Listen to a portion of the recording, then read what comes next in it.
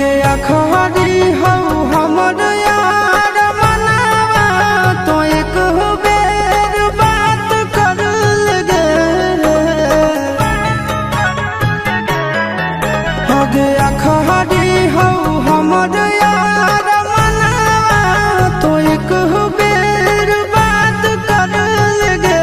हो गे सोना यारवा हो भरती पटनवा में आके मुलाकात कर लेगे आगे सुना यारवा हो भरती पटनवा में आके मुलाकात कर लेगे आगे चली जाइबौ छोड़ी के दुनिया विदाई अपने हाथ कर लेगे आगे सुना यारवा हो भरती पटनवा में आके मुलाकात कर लेगे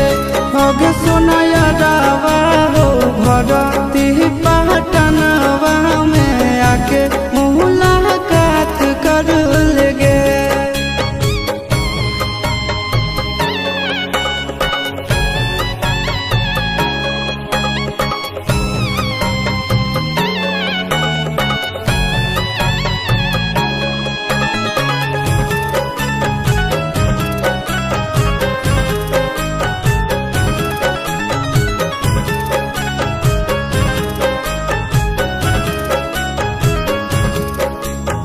मरे घड़ी पनिया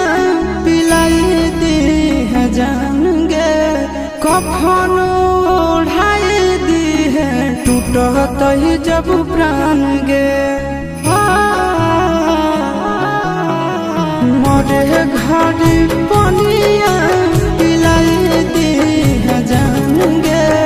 कफन ओढ़ाई दी है टूटत ही जब प्राण गे आगे हमारा से तोरा जाती प्यार होता भेंट साक्षात कर लगे आगे सोना यारवा हो भरती पटनवा में आके मुलाकात कर लेगे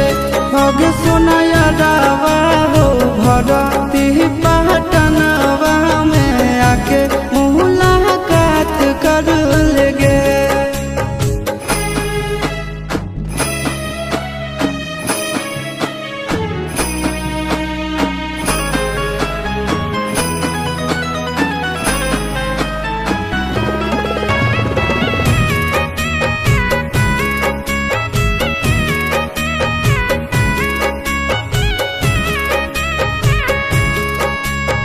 डॉक्टर जवाब दिल के बुलावा